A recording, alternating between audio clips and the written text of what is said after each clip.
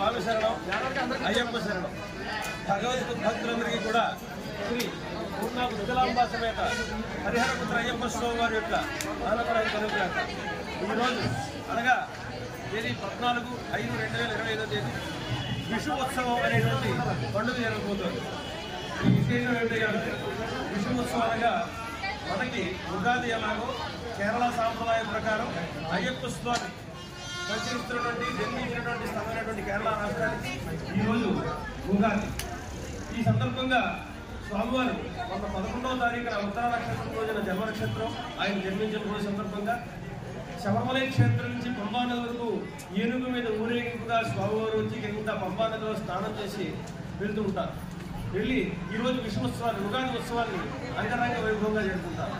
ఆ ఉగాది విషు ఉత్సవాన్ని గత 8 సంవత్సరాల నుంచి కూడా ఉద్దండపురం గ్రామంలో శ్రీ శ్రీ శ్రీ చండీగురు స్వామి యొక్క ఆధ్వర్యంలో మొట్టమొదటిగా ఈ ప్రాంతంలో విషు ఉత్సవాన్ని ప్రారంభించింది ఉద్దండపురం గ్రామం.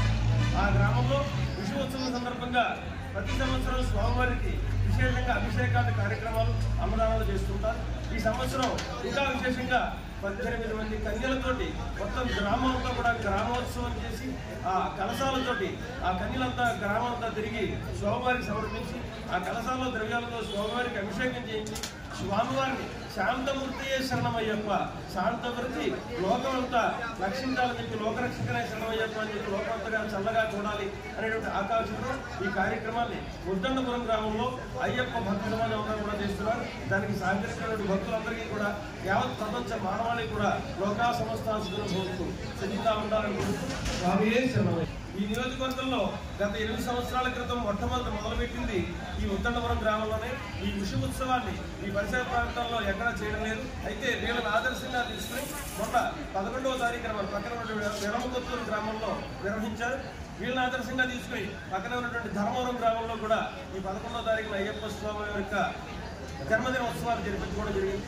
వాళ్ళందరికీ కూడా ఆదర్శం ఉద్దండపురం గ్రామంలో చదవడంలో ఎలాంటి సందేహం లేదు. ఎందుకంటే అయ్యప్ప స్వామి అనేసరికి అందరికీ కార్తీక మాసం లేకపోతే మకర సంక్రాంతి మకర జ్యోతి సమయం గుర్తొస్తుంది. కానీ ఉద్దండపురం వాళ్ళు 365 రోజులు కూడా స్వామిని మర్చిపోకుండా స్వామికి విశేషంగా ఏవైతే కార్యక్రమాలు జరుగుతాయో అవన్నీ మా గ్రామంలో జరపాలని చెప్పి సత్సంకల్పంతో ముందుకు వెళ్తున్నారు. ఈ ఉద్దండపురం గ్రామంతో కూడా ఈ ఉద్దండపురం గ్రామాన్ని అయ్యప్ప దీక్షలో ఆదర్శంగా తీసుకోవడం ప్రతి గ్రామం ముందుగా వస్తున్నారు. దానికి ఉద్దండపురం గ్రామానికి అయ్యప్ప భక్త సమాజం తరపున అందరూ కూడా కృతజ్ఞతలు చెప్తారు.